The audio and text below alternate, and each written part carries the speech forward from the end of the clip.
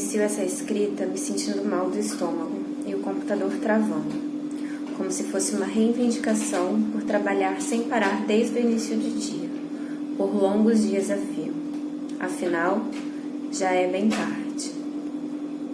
Engraçado que o meu mal-estar me assolava também desde o início do dia, mas só consegui percebê-lo com mais força agora. Enquanto eu tomava banho antes de começar a escrever, pensava sobre o meu processo formativo, sobre como compartilhar essa experiência tão singular. Acho que a dificuldade de expressar sobre os desafios pessoais que temos que enfrentar nesse processo diz de um estranhamento de nós mesmos nessa caminhada. Nesse momento, pensava em como dizer do processo de escrever uma dissertação que teve o planejamento completamente atropelado pelas medidas de isolamento oriundas da Covid-19. E pensava sobre como dizer disso de forma amena. E talvez esteja aí o grande mal-estar que o corpo denunciava. Como falar do impacto de escrever, cuidar da casa, da comida, de uma criança em tempo integral de forma amena? Como tornar um eufemismo as escolas fechadas e uma grande desordem que paira como imensa cortina de fumaça se alastrando junto à angústia de o não saber a respeito do que se passa nesses tempos sombrios. Períodos que se acentuam pelo terror do desgoverno que rege esse país. Esse que, ao negar certas existências, zomba do número alarmante de mortes que aumenta a cada dia.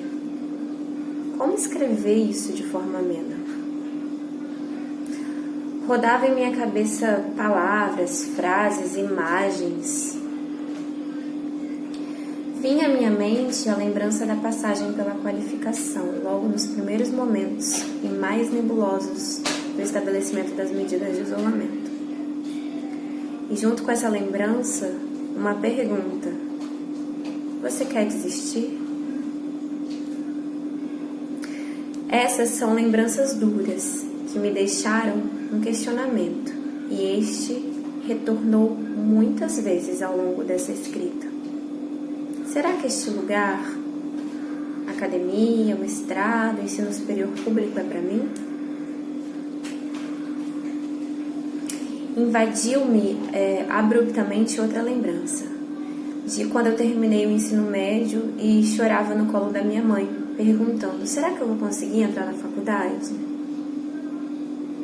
Invadiu-me também a lembrança de quantas vezes eu já tentei explicar para o meu pai o que significava o mestrado na graduação formativa. Sim, é difícil de explicar, afinal trata-se de uma experiência inédita em nossa família.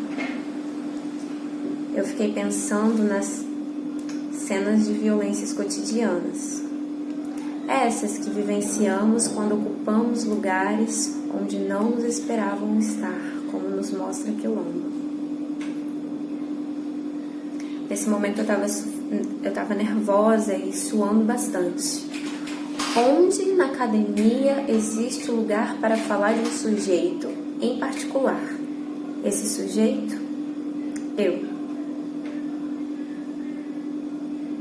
Em que momento deixamos de ver a nossa formação não tanto pelo que sabemos, mas também pelo que vivemos, pelo que nos transformamos nessa caminhada?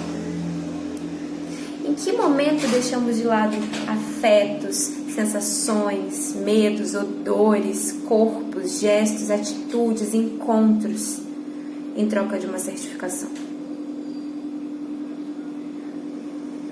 Uma validação externa e prescritiva e normativa de nossa existência, que orienta a reprodução de modelos prontos. Fiquei pensando em quantas vezes nesses 9 anos de UF tive que insistir e ficar.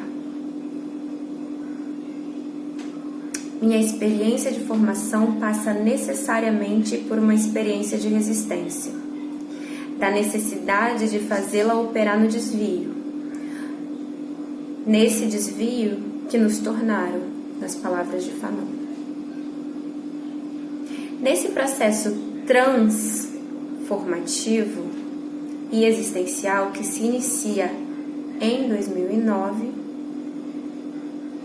me adaptar nunca foi uma opção, pois a cor da minha pele e o meu gênero já me colocavam fora, numa experiência devastadora de outridade, como nos mostra Grada Quilombo. Não é sem dor que essa constatação me chega gradativamente, num tempo em que também se faz possível a mim escutar, perceber e enxergar. Portanto, nesse contexto, a minha experiência de edificação de um lugar já é em si resistência.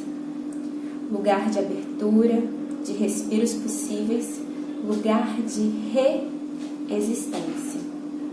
E é afirmando esse lugar de resistência que proponho as estratégias aos desvios uma estratégia aos desafios que nos são lançados na pós-graduação, afirmando o corpo, os afetos, as trocas coletivas e os encontros potentes, afirmando espaços formativos para além da sala de aula e a reprodução de conteúdos frios, afirmando a força de cada experiência vida, de onde emergem os afetos que tomam o corpo e em seguida tornam-se palavra-texto. Ao longo dessa errância pelas margens, fiz dos encontros potentes, sejam coletivos, pessoas, professores, textos, filmes, funcionários, lugares, ócio, enfim. Fiz desses encontros espaços de cuidado, construindo descaminhos na direção de territórios compartilhados, de estudos, de trocas, de acolhimentos, de presença calorosa, como, por exemplo, o coletivo de mães. Fui compreendendo aos poucos que era possível abrir brechas, espaço-tempo, ora fugidios, ora prolongados, de exercício de liberdade. Fui entendendo também os riscos de algumas escolhas, de traçar descaminhos, mas fui compreendendo o tamanho dos meus passos. Encontrei os meus possíveis nessa disponibilidade afetiva com os outros e fiz disso campo de pesquisa e transformação.